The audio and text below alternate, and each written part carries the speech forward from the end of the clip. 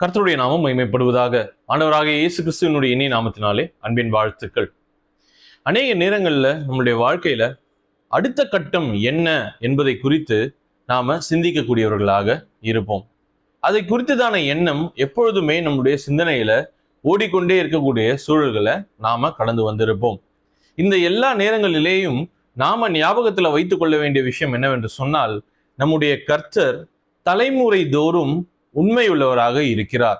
நம்முடைய கர்த்தர் தலைமுறையாக மாறாத தேவனாக அவர் இருக்கிறார். நேற்றும் இன்றும் என்றும் மாறாதவர் என்று சொல்லி நாம் அவரை குறித்து வேதத்திலே வாசிக்கிறோம். அப்படி என்று சொன்னால், கர்த்தர் ஆரம்பத்திலிருந்து கடைசி பரியந்தம் ஒரே போலதான் இருப்பார். அவருடைய குணாதிசயங்களிலேயே அவர் மாறுகிறவர் அல்ல என்பதை நாம் நினைவில் கொள்ள வேண்டியது அவசியமாக இருக்கிறது. நாம் வேதத்திலே வாசிக்கும் பொழுது கர்த்தர் தம்முடைய ஜனங்களுக்காக இதை செய்தார் அதை செய்தார் என்று சொல்லி நாம் வாசிக்கிறோம். அப்படியெல்லாம் செய்த அதே கர்த்தர் தான் இன்றைக்கும் நம்மை பாதுகாத்து வழிநடத்தக்கூடியவராக இருக்கிறார். அப்படி என்று சொன்னால், அவருடைய ஜனங்களை கைவிட மாட்டார் என்று சொல்லி நாம் படித்த அதே கர்த்தருடைய குணாதிசயங்கள் இன்றைக்கும் மாறாதபடிக்கு நம்மை கைவிடாமல் வழி நடத்துகிறதற்கு அவர் வல்லமையும் நீதியும் உண்மையும் உள்ளவராய் இருக்கிறார் என்பதை நாம் மனதில் வைத்துக் கொள்ள வேண்டியது அவசியமாக இருக்கிறது. நான் இன்றைய தினத்தினுடைய காலை வேளை தியானத்திற்காக ஒரு வசனத்தை குறிப்பிட விரும்புகிறேன். 89வது சங்கீதம் அதனுடைய 33 35 வசனங்கள் முடிய. ஆனாலும் என் கிருபையை அவனை விட்டு விலக்காமலும் என் உண்மையில் பிசகாமலும் இருப்பேன். என் உடன்படிக்கையை மீறாமலும் என் உதடுகள் விளம்பினதை மாற்றாமலும் இருப்பேன். ஒரு விசை என் பரிசுத்தத்தின் பேரில் ஆணையிட்டேன், தாவீதுக்கு நான் பொய் சொல்லேன் என்று சொல்லி இந்த வசனம் சொல்லுகிறது. என்னுடைய குடும்பத்திற்கு மிகவும் நெருக்கமான வசனமாக இந்த பகுதி இருக்கிறது. சரியா? அதற்கு முன்பாக தான் கர்த்தர் என்ன செய்கிறார்? ஒருவேளை அவனுடைய பிள்ளைகள், சரியா, அவர்கள் நியாயத்திலே நடவாதபடிக்கு, 30வது வசனத்திலே நியாயத்திலே நடக்காதபடிக்கு வேதத்தை விட்டு அவர்கள் விலகி என்னுடைய கட்டளைகளை என்னுடைய நியமங்களை அவர்கள் கை கொள்ளாமல் போனால் நான் அவர்களை தண்டிப்பேன் என்று சொல்லி அவர் சொல்லிவிட்டு அதற்கு பிறகுதான் இந்த வசனங்களை சொல்லுகிறார். 33 35 வரைக்கும், நான் என்னுடைய கிருபையை அவனை விட்டு நான் விலக்க மாட்டேன், என்னுடைய உண்மையிலே நான் பிசக்காமல் இருப்பேன், நான் வாக்கு கொடுத்திருக்கிறேன், அந்த வார்த்தையை நான் நிறைவேற்றுவேன் என்று சொல்லி கர்த்தர் சொல்லக்கூடியவராக இருக்கிறார். ஆங்கில வேதாகமத்துல இங்க நாம் வாசித்த இந்த பகுதி, ஆனாலும் என் கிருபையை அவனை விட்டு விலக்காமலும் இருப்பேன் என்று சொல்லி சொன்ன அந்த பகுதி அன்பு என்று சொல்லி அது மொழிபெயர்க்கப்பட்டிருக்கிறது. சரியா? அப்போ கர்த்தர் என்ன சொல்ல வருகிறார் என்று சொன்னால், என்னுடைய கிருபையை, என்னுடைய ஆற்றலை, என்னுடைய அன்பை நான் அவனை விட்டு விலக செய்ய மாட்டேன் என்று சொல்லி அவர் சொல்லுகிறார். அநேக நேரங்களிலே என்னுடைய கிருபை உன்னை தாங்கும் என்று சொல்லி கர்த்தர் கொடுத்த அந்த வாக்குத்தத்தத்தை பிடித்து கொண்டு நடக்கக்கூடியவர்களாக நாம் இருப்போம். அநேக நேரங்களிலே நமக்கு கடினமான சூழல்கள் வரும் பொழுது கர்த்தர் நமக்கு கிருபை அருள்வார், அவருடைய கிருபையின் பேரிலே நம்மால் இந்த சூழலை கடந்து போக முடியும் என்று சொல்லி யோசிக்கக்கூடியவர்களாக இருப்போம்.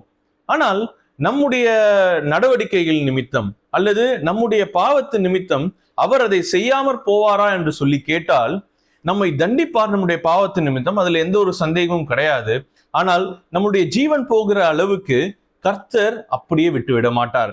நம்மை மறுபடியும் தம் மண்டைக்கு சேர்த்து கொள்ளும்படியான கிருபையை அவர் வழங்கக்கூடியவராக இருக்கிறார். அதற்கான அன்பை காண்பிக்கக்கூடியவராக அவர் இருக்கிறார் என்பதை தான் இந்த வசனம் நினைப்பூட்டக்கூடியதாக இருக்கிறது.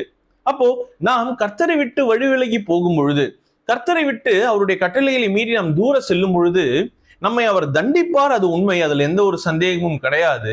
ஆனாலும் நம்மை மறுபடியும் தம் மண்டைக்கு சேர்த்து கொள்ளுகிறதுக்கான அன்பையும் காண்பிக்கக்கூடியவராக நம்முடைய கர்த்தர் இருக்கிறார் என்பதை நாம் மறந்துவிடக் கூடாது. அவருடைய அன்பின் நிமித்தம், அவருடைய அன்பினுடைய ஆழத்தின் நிமித்தம் நாம் மறுபடியும் அவர் அண்டைக்கு சேருவோம். சரியா? அப்போ கர்த்தர் ஆரம்பத்திலே எந்த அன்போடு கூட காணப்பட்டாரோ, கர்த்தர் ஆரம்பத்திலே எவ்வளவுக்கு அதிகமாக மனிதன் மீது கிருபை காட்ட வேண்டும் என்று சொல்லி இருந்தாரோ, அவ்வளவு அதிகமான கிருபையும் அன்பும் இப்பொழுதும் உடையவராக அவர் இருக்கிறார். அதனால்தான் சொன்னேன், அவருடைய குணாதிசயங்களிலே எந்த ஒரு மாற்றமும் தலைமுறை தோறும் இல்லை என்று சொல்லி. சரியா? அதே 33வது வசனத்திலே என் உண்மையில் பிசகாமலும் இருப்பேன் என்று சொல்லி எழுதப்பட்டிருக்கிறது. அவர் ஒரு வார்த்தையை சொல்லிவிட்டார் என்று சொன்னால், உண்மையாக சொல்லிவிட்டார் என்று சொன்னால் அதிலே எந்த ஒரு மாற்றமும் இருக்காது. அது எப்படியாக சொல்லப்பட்டிருக்குதுன்னு சொன்னா, ஆங்கில வேதாகமத்துல I will not betray my faithfulness, என்னுடைய உண்மை நிமித்தம் நான் துரோகம் செய்ய மாட்டேன் என்று சொல்லி அது மொழிபெயர்க்கப்பட்டிருக்கிறது. அப்போ நாம் கர்த்தரிடத்திலே ஒரு வாக்கை கொடுத்து விட்டு அதை மீறி நடக்கக்கூடியவர்களாக அநேக நேரங்களிலே இருப்போம். ஆனால் கர்த்தர் ஒரு வாக்கை கொடுத்து விட்டார் என்று சொன்னால் அதற்கு அவர் மிகவும் உண்மையுள்ளவராக இருப்பார் என்பதை நாம் மறந்துவிடக்கூடாது.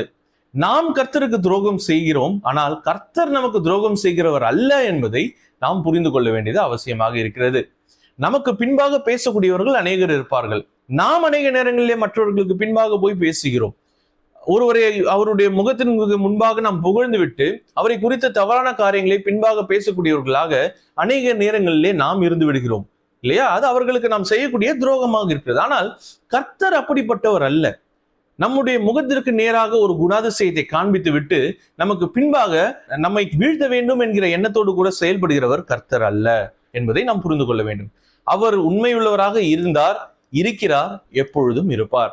அவருடைய உண்மையிலே அவர் துரோகம் செய்கிறதில்லை என்று சொல்லி வேதாமும் நமக்கு சொல்லக்கூடியதாக இருக்கிறது. சரியா? அதே போல 34 மற்றும் 35வது வசனத்திலே கர்த்தர் செய்யக்கூடிய உடன்படிக்கையை குறித்து, அவர் செய்யக்கூடிய சத்தியத்தை குறித்து இங்கே சொல்லப்பட்டிருக்கிறது. கர்த்தர் ஒரு முறை ஒரு உடன்படிக்கை செய்து விட்டார் என்று சொன்னால், சரியா, ஒருவரோடு கூட ஒரு உடன்படிக்கை செய்து விட்டார் என்று சொன்னால் அதை அவர் மீற மாட்டார் என்று சொல்லி வேதாகம் சொல்லுகிறது.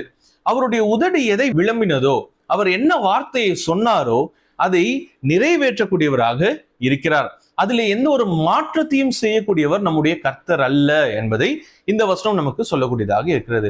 அப்போ கர்த்தர் சொன்ன வாக்குத்தத்தங்கள், கர்த்தர் நமக்கு கொடுத்த வார்த்தைகளை நம்பி விசுவாசித்து ஜீவிக்கக்கூடிய நமக்கு ஒரு காரியம் நிச்சயமாக தெரிய வேண்டும். அது என்னவென்று சொன்னால், கர்த்தர் சொன்ன வார்த்தையின் பிரகாரம் நடக்கும்.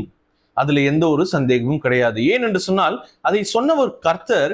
அதே நேரத்திலே அவர் சொன்ன அந்த வார்த்தையிலே அவர் மாற்ற மாட்டார். அவர் சொன்ன அந்த உடன்படிக்கை, அவர் செய்த அந்த உடன்படிக்கையை அவர் மீற மாட்டார் என்று சொல்லி அவருடைய குணாதிசயம் நமக்கு சொல்லக்கூடியதாக இருக்கிறது. 35வது வசனத்திலே நாம் வாசிக்கும் பொழுது அதனுடைய அந்த ஸ்ட்ரென்த், அவருடைய அந்த உடன்படிக்கை அல்லது அவருடைய வார்த்தை, அவருடைய வாக்கினுடைய ஸ்ட்ரென்த் என்ன என்பதை குறித்து இங்கே சொல்லப்பட்டிருக்கிறது. அது எவ்வளவு வலுவானது என்பதை குறித்து இங்கே சொல்லப்பட்டிருக்கிறது. நாம் இங்கே வாசிக்கிறோம், அவர் ஆணையிடுகிறது தம்முடைய பரிசுத்தத்தின் பேரிலே. சரியா? கர்த்தருடைய பரிசுத்தத்தின் பேரிலே அவர் ஆணையிடுகிறார் என்று சொல்லி நாம் வாசிக்கிறோம். He promises on his holiness. கர்த்தர் அவருடைய பரிசுத்தத்திலே காம்ப்ரமைஸ் ஆகக்கூடியவர் கிடையாது. அவருடைய பரிசுத்தத்திலே அவர் பரவாயில்ல, இந்த ஒரு சின்ன விஷயம் தானே, என்னுடைய பரிசுத்தத்திலே இது லேசா குலைச்சி போட்டா பரவாயில்ல என்று சொல்லி யோசிக்கக்கூடிய நபர் கர்த்தர் கிடையாது. நாம் தான் அநேக நேரங்களே அதை செய்கிறோம் இல்லையா? நாம் பரிசுத்தமாக வாழ வேண்டும் என்று சொல்லி நாம் எண்ணி வாழ்ந்து கொண்டிருக்கும் பொழுது சில நேரங்களிலே சில காரியங்களை நாம் செய்கிறோம். அப்படி செய்யும் பொழுது பரவாயில்ல, இது என்னுடைய பரிசுத்த வாழ்க்கையை குலைச்சி போடும் என்று சொல்லி நாம் தெரிந்தும் கூட அநேக நேரங்களில் அநேக பாவத்தை செய்யக்கூடியவர்களாக நாம் இருந்து விடுகிறோம். ஆனால் கர்த்தர் அப்படிப்பட்டவர் அல்ல. He never compromises on his holiness. இல்லையா? அப்படி ஆகியிருந்தால் அந்த பாவத்தை அவர் ஏதேன் தோட்டத்திலேயே ஒற்றுக்கொண்டிருக்க மாட்டாரா? அதை அவர் செய்யவில்லை இல்லையா? அப்போ பாவத்தை அவர் முற்றிலும் அறவே வெறுக்கக்கூடியவராக நம்முடைய கர்த்தர் இருக்கிறார். பாவம் அவர் அண்டையிலே சேருகிறதற்கான வழி ஒன்றும் இல்லை. அந்த அளவுக்கு பாவத்தை அவர் வெறுக்கக்கூடியவராக, அதை விட்டு தள்ளி இருக்கக்கூடியவராக, அதற்கும் அவருக்கும் சம்பந்தமே இல்லை என்று சொல்லி இருக்கக்கூடியவராக அவர் இருக்கிறார். அப்போ அந்த பரிசுத்தத்தின் பேரிலே அவர் எவ்வளவுக்கு அதிகமாக பரிசுத்தத்தை அவர் எண்ணுகிறாரோ அந்த பரிசுத்தத்தின் பெயரிலே கர்த்தர் ஆணையிட்டு கொடுக்கிறார். அப்படி என்று சொன்னா இதனுடைய உள்ளான அர்த்தம் என்ன? ஒருவேளை அவர் ஆணையிட்டு கொடுத்த விஷயத்திலே அவர் மாறுகிறார் என்று சொன்னால் அவருடைய பரிசுத்தம் குலைச்சலாகிவிடும். அதற்கு அவர் எப்பொழுதுமே இடம் கொடுக்க மாட்டார். அப்போ கர்த்தருடைய பரிசுத்தத்தின் பேரிலே அவர் நமக்கு ஆணையிட்டு கொடுக்கக்கூடிய எந்த ஒரு காரியமாக இருந்தாலும் சரி, நாம் அதை குறித்து கவலைப்பட வேண்டிய அவசியம் இல்லை. ஏனென்று சொன்னால் அது அவருடைய பரிசுத்தத்தினுடைய கேள்வியாக இருக்கிறது, பரிசுத்தத்தை பற்றின கேள்வியாக இருக்கிறது. அதை கேள்வி கேட்கிறதுக்கு கர்த்தர் ஒருபோதும் விடமாட்டார். ஆகையாலே அடுத்து என்ன என்கிற அந்த கேள்வியோடு கூட நாம் இருப்போம் என்று சொன்னால் நாம் சென்று இதை குறித்ததான பதிலை கேட்க வேண்டியது கர்த்தரிடத்திலே.